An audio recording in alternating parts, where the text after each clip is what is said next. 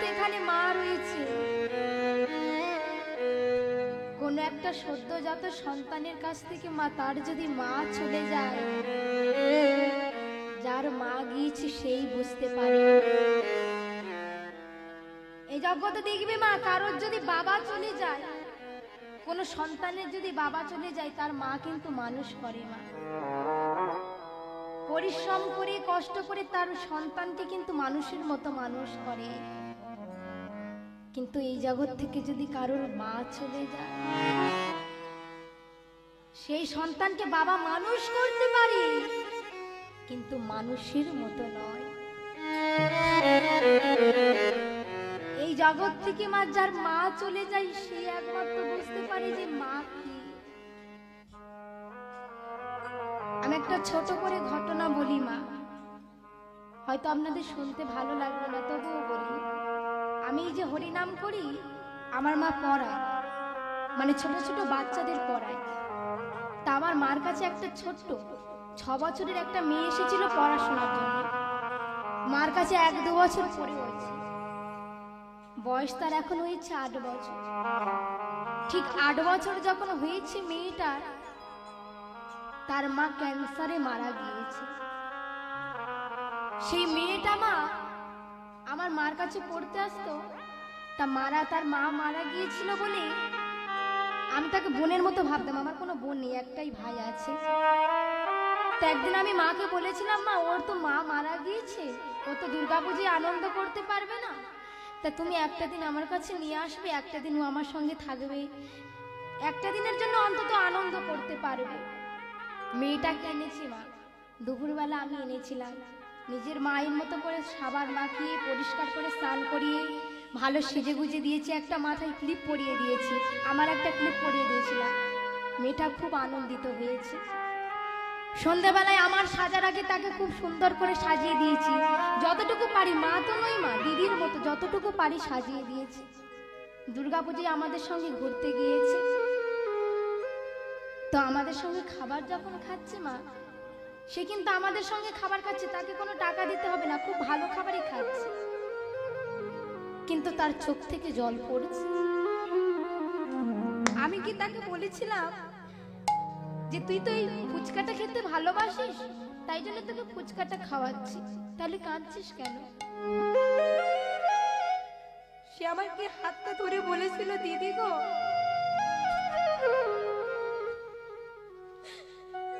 জানো তো আগের বছর আমার মাও ঠিক এরকম ভাবে সাজিয়ে আমাকে 10 টাকার ফুচকা খাইয়েছে।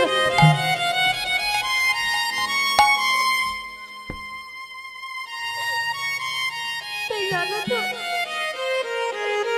আজকে বারবার আমার মার কথাটা বড্ড মনে পড়ছে। ও দিদি, তুমি তো নাকি অনেক পড়াশোনা শিখছো, তুমি নাকি কলেজে যাচ্ছ, বলতে পারবে আমার মা কি আমাকে আর কোনোদিন এভাবে সাজিয়ে দেবে না? কোনোদিনও কি আমার মা আমাকে এভাবে আর কোনোদিনও ফুচকা খাওয়াবে?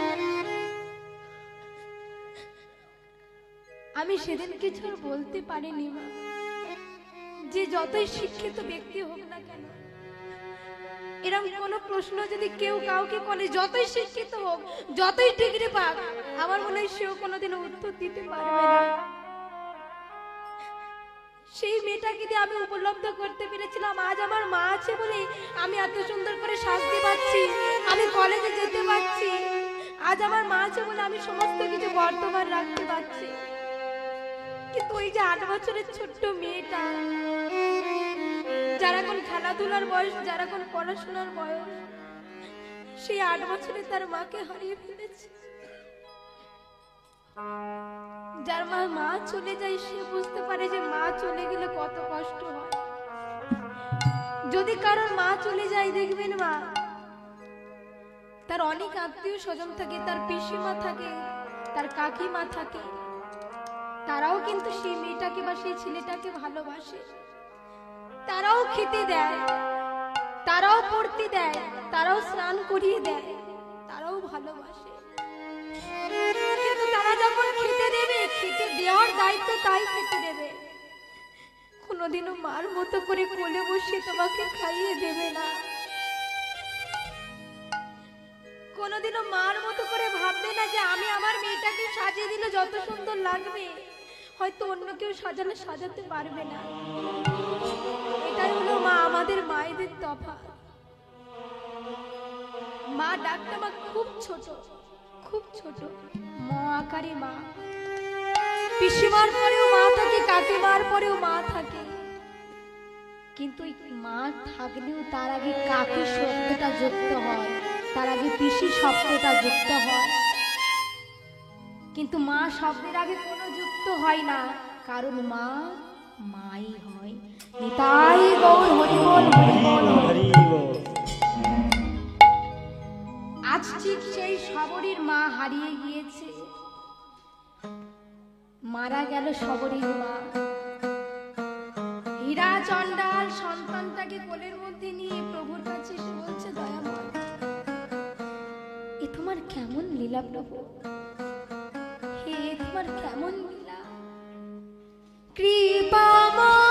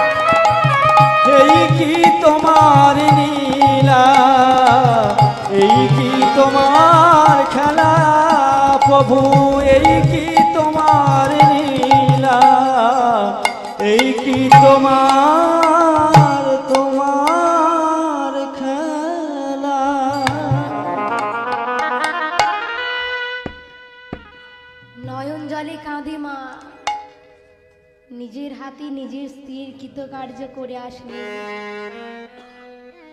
ঘরে ফিরে এসেছে। দেখতে দেখতে মেয়েটার বয়স হয়ে গেল 6 বছর। 6 বছরের মেয়ে তো মা খেলা করতে গিয়েছি। ঠিক যখন ফিরে আসার মুহূর্ত, সবার মায়েরা গিয়েছে মাঠে গিয়ে নিজেদের ছেলেগুলোকে তারা তাড়াতাড়ি কোলের মধ্যে করে নিয়ে যেই না আসবে, ঠিক এমন সময় একজন এসে শবরীর কাছে এসে বলছে, শবরী, এই শবরী, রোজ তো দেখি যে আমাদের মায়েরা আমাদের কাছে আসে, আমাদের কোলে করে নিয়ে যায়, কই কোনোদিনও তো দেখি না যে তোর মা তোকে নিয়ে যায়। সবাই যখন বলেছি, সবারই মনে মনে ভাবছে তাই তো, ঠিকই তো, সবার তো মা আছে, কই আমার মা তো কোনোদিনও আসে না। না, আমি তো বলতে পারবো না। এই সখা শোন, আজকে আমি আমার বাবাকে গিয়ে জিজ্ঞাসা করব, আর কাল এসে বলে যাব যে আমার মা কেন আসে না। ঘরে গিয়েছে, ঘরে গিয়ে বাবার সম্মুখে বসেছে, সম্মুখে বসে কাঁদছে, কেঁদে কেঁদে বাবার হাতটা ধরে বলছে, বাবা, ও বাবা, আজ আমি তোমায় একটা প্রশ্ন করব বাবা, আমার প্রশ্নের উত্তর দেবে? কোলের মধ্যে মেয়েকে বসিয়েছে, কি প্রশ্ন করবে মা, বল আমাকে। ও বাবা, জানো তো বাবা, আমি যখন খেলতে যাই না বাবা, আমার যারা বন্ধু বান্ধব আছে তারা সবাই কিন্তু খেলার যাওয়ার মুহূর্তে আমার সঙ্গে একা একা যায়, কিন্তু জানো বাবা,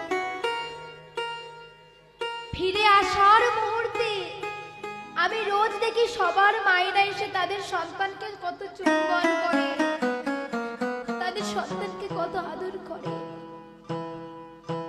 বলো না বাবা, বলো না, আমার মা কোথায়? শবরী, হঠাৎ তুই মার প্রশ্ন করছিস কেন? তোর কি হয়েছে মা, তুই হঠাৎ মার প্রশ্ন করছিস? না বাবা, আমার কিছু হয় নাই। আমার সখারা বলল যে সবার মায়েরা খেলার মাঠে আসে, আমার মা তো যায় না, আমি তো তাদের প্রশ্নের কোনো উত্তর দিতে পারিনি, তাই আজকে তোমার কাছ থেকে আমি প্রশ্নের উত্তর নিতে এসেছি। বলো না গো বাবা, আমার মা কোথায়? শবরী, আমি জানি না তোর মা কোথায়, তবে আমি একটা কথা বলতে পারবো, আমি তোর মা, আমি তোর বাবা, এর থেকে বেশি আমার আর কোনো কিছু জানা নেই মা। না বাবা, তোমাকে বলতেই হবে, আজ তোমাকে বলতেই হবে যে আমার মা কোথায়। হীরা চন্দন আর থাকতে পারে না, কেঁদে কেঁদে শবরীর হাতটা ধরে বলছে, শবরী, এই 6টা বছর ধরে আমি নিজের ঘুম হারিয়ে, নিজের খাওয়া হারিয়ে, নিজের নিদ্রা ত্যাগ করে তোকে মানুষ করেছি। পাড়া প্রতিবেশীরা সবাই আমায় বলেছিল বিবাহ করতে, পুনর্বার বিবাহ করতে, শুধুমাত্র তোর কারণে আমি বিবাহ করি নাই। কেন জানিস? কারণ সৎ মা কোনোদিনও নিজের মা হতে পারে না, তাই জন্য আমি তোর কারণে কোনোদিনও বিবাহ করি নাই। আর আজকে তুই সেই মেয়ে আমাকে বলছিস তোর মা কোথায়, যার জন্য আমি নিজের নিদ্রা, নিজের আনন্দ, নিজের ঘুম, নিজের খাওয়া দাওয়া সব ত্যাগ করলাম, আর সে তুই মেয়ে আমায় তোর মার কথা জিজ্ঞাসা করছে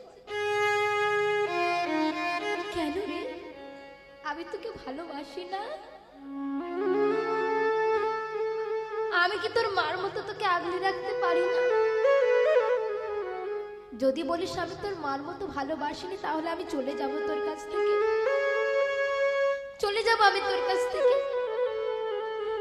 শবরী বাবার কোলের মধ্যে পড়ে বলছে, না বাবা, তুমি যেও না।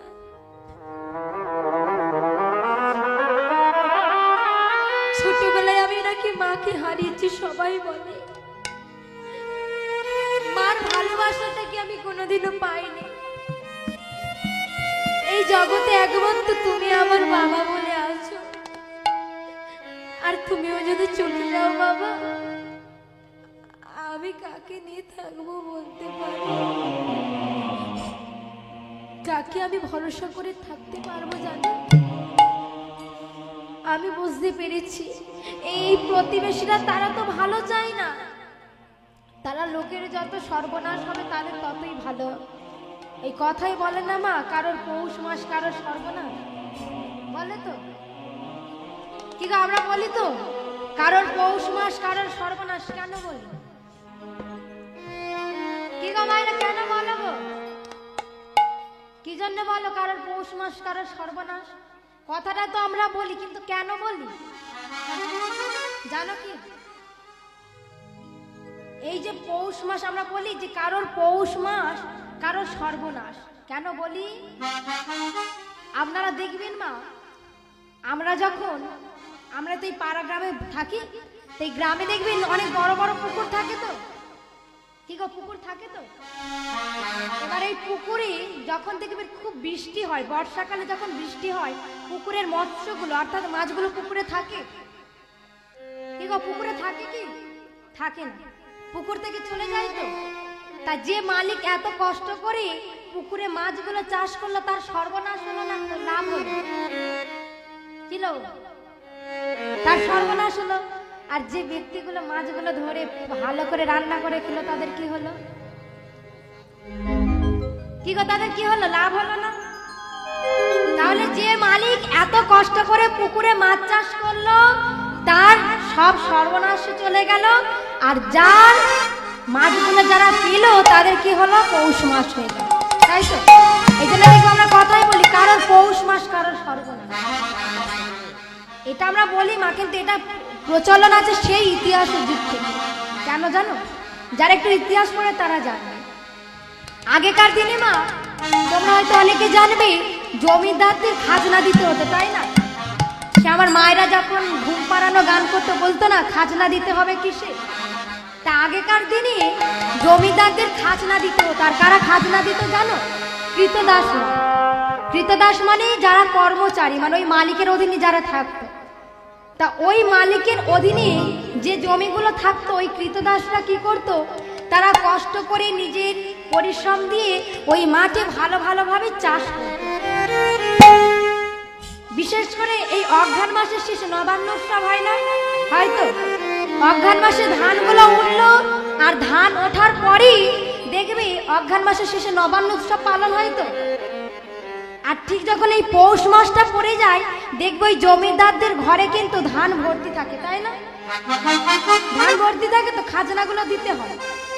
আর যারা কৃষকরা এত কষ্ট করে এত পরিশ্রম করে যারা এই ধানগুলো চাষ করে তাদের ঘর কি হয় গো? যা ছিল সেই শুনলেই থাকে। তাহলে যারা এত পরিশ্রম করে ধান চাষ করলো তাদের ঘরে গিয়ে ধান থাকলো না। জমিদাররা দাদন নিয়ে খাজনা নিয়ে যদি 6 বস্তা ধান হয় 3 বস্তা 4 বস্তা নিয়ে নিল। আর যারা এত কষ্ট করে এত সার প্রয়োগ করে এত জমি নির্মাণ করে ধান চাষ করলো তাদের ঘরে 2 বস্তা কি 1 বস্তা ধান করে। তাহলে লাভটা হলো কাদের? জমিদার। তারা লাভই হয়ে গেল, তাদের পৌষ মাস হলো, সর্বনাশ হলো আমাদের মতো হতভাগা কৃতদাস। এই জন্য দেখবে বলবে কথায় কথায় যদি কেউ খুব উন্নতি হয় বলে কারোর এখন পৌষ মাস যাচ্ছে, কারোর এখন সর্বনাশ যাচ্ছে, বলি না আমরা? তো যাই হোক, এদিকে আজকের হীরাচন্দাল মেয়েকে আমার করেছি কি কোলের মধ্যে বসিয়ে নিয়ে চোখের জল মুছিয়ে দিয়ে সবরীকে বলছে, সবরী শোনো মা, কোনোদিনও আমার কাছে বা এই জগতে কারোর কাছে কাঁদবি না। কেন জানিস? এই জগতের লোকেরা তোকে কাঁদতে দেখে, তোকে দুর্বল দেখলে তোর ওই দুর্বল জায়গায় আরো আঘাত করবে, তোর ওই দুর্বল জায়গায় আরো আঘাত করবে। তাই মনে যদি কোনো কষ্ট থাকে, যে তোকে আঘাত দেবে না, যে তোর মনের কষ্ট মোচন করবে, সেই প্রভুর চরণ তুই আরাধনা করবি। নিতাই গৌর হরি বল, হরি বল, হরি বল, হরি বল। সবরী বাবার কথা মতো প্রতিদিন ভগবানের চরণে কাঁদে, কিন্তু ভগবানের কাছ থেকে মা কোনোদিনও কিছু চাই না। ও মায়েরা, আপনারা ভগবানকে ডাকেন তো? কি গো ডাকেন? ডাকতে তো হবে, না হলে ছেলের চাকরিটা হবে কিভাবে, তাই না?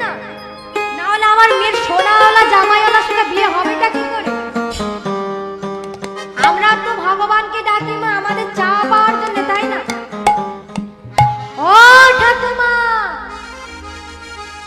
ও ঠাকুমা, দেখো গল্প আর শেষ হয় না। তোমরা সবসময় গল্প করে যাবে, আমিও তো গল্প করছি, আমার গল্পটা একটু শোনো। আমি ভালো গল্প করছি, একটু শোনো, ভালো লাগবে।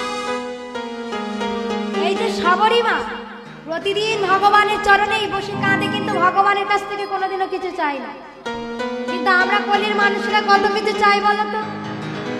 ভগবান শোনো, এবছর যদি তুমি আমার ছেলের চাকরিটা দিতে পারো, পরের বছর তোমার কাছে জোড়া পাঠাবো।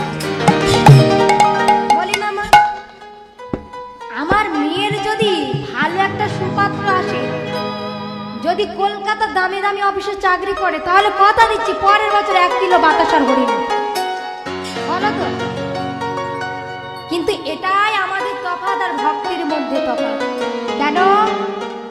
আমরা চাই কি তুমি আগে দাও, তারপরে আমি তোমায় দেব।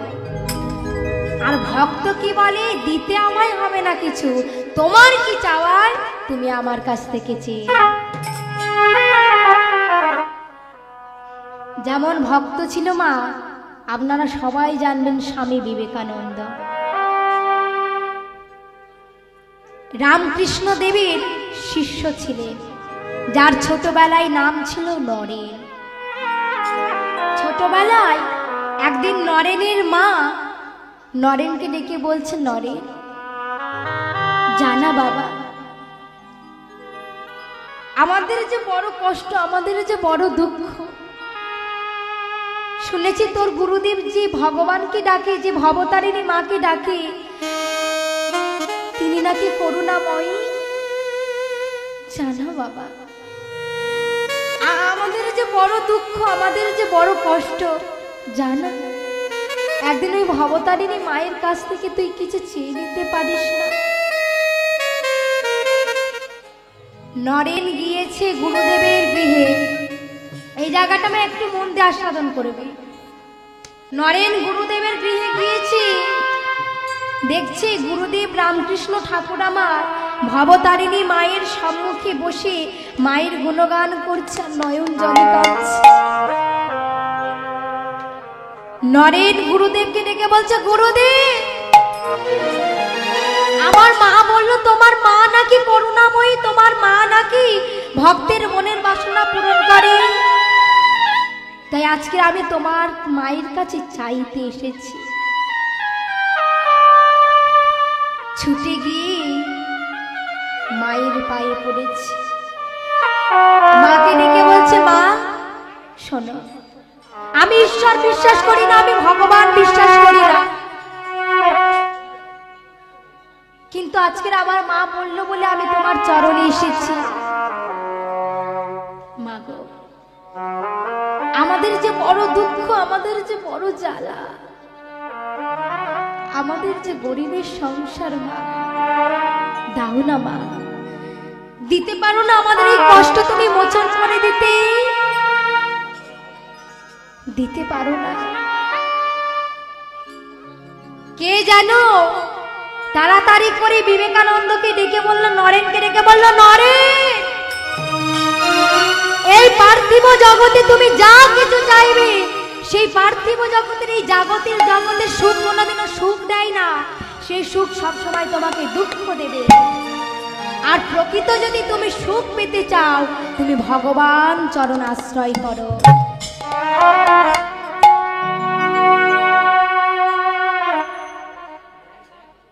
চাইতে পারলো না, ঘরে ফিরে গেল মা। মায় আমার নরেনের মুখটা দেখে বলছে, নরেন চেয়েছিস বাবা, যা মার কাছে চাইতে বলেছি না? চাইব, চাইতে পারলাম কোথায় মা?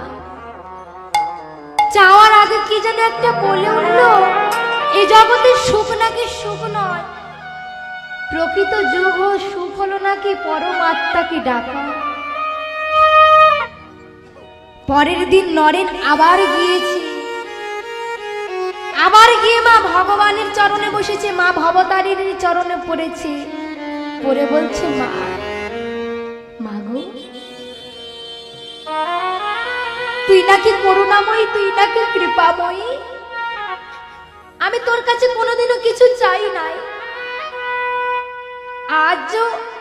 আজ পর্যন্ত আমি তোর কাছে কোনো কিছু চাইনি মা, কিন্তু আজ আমি চাই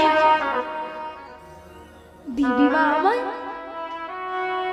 মায়ের চরণ তলে সম্মুখে বসে মাকে ডেকে বলছে, মা তুই আমায় জ্ঞান দে,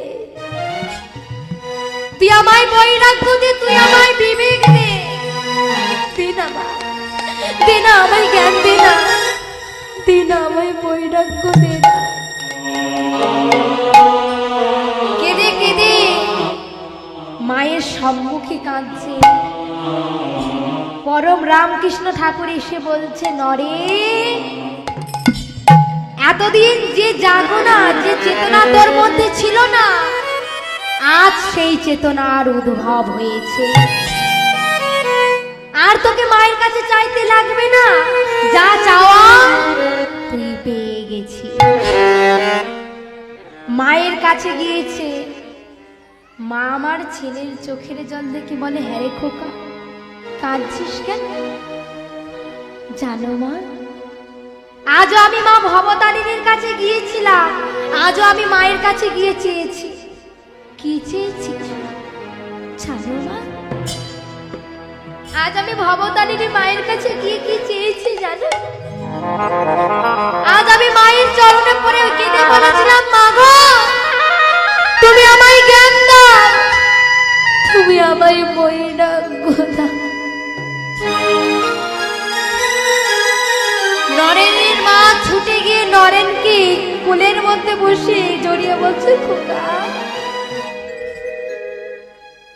এতদিন যে জিনিসের অভাব ছিল তোর মধ্যে, আজ সেই ভক্তি ভাব তোর মধ্যে জেগেছে, আজ তোর মধ্যে সেই জ্ঞানের চেতনা জেগেছে।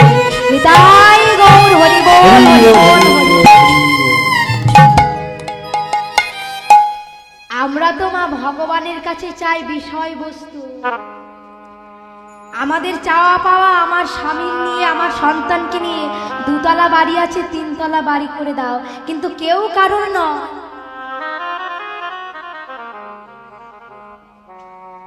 এই জগতে মা কেউ কারোর হবে না। যতই তুমি ছেলে মেয়ের জন্য চেয়ে যাও, কেউ কোনোদিনও কারোর হবে না। তাই শাস্তি বলছে, কেউ তো কারো না, ভেবে দেখো কৃষ্ণ নাম তুমি করো। তাই বল হরি বল, হরি বল, হরি বল। কেউ তো কারো না, ভেবে দেখো কৃষ্ণ নাম করো তুমি। এই যে মা আজকের আপনারা সবাই বসে রয়েছেন, কেউ আমাকে বলতে পারবেন, কেউ কি আমায় বলতে পারবেন যে কালকেরও আপনারা হরিনাম শুনতে পারবেন? কি গো মা, কেউ বলতে পারবো? কেউ বলতে পারবো না।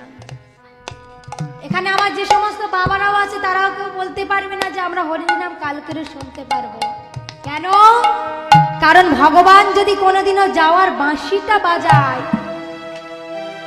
সবাইকে ছেড়ে আমাদের চলে যেতে হবে। যে ছেলেকে এত তুমি ভালোবাসছো সে ছেলে তোমার সঙ্গে যাবে না। যে মেয়েকে তুমি এত ভালোবাসলে সে তোমার সঙ্গে যাবে না। কেউ তোমার সঙ্গে যাবে না।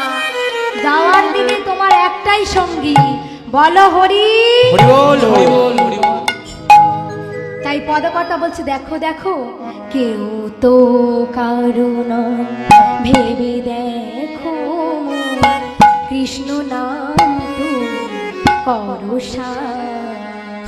নিতাই গৌর হরি বল, হরি বল, হরি বল।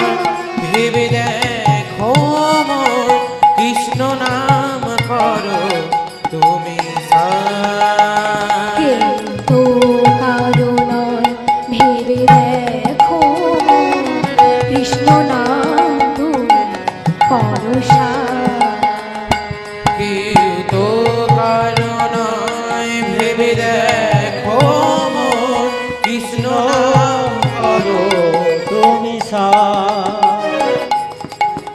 80 লক্ষ জনে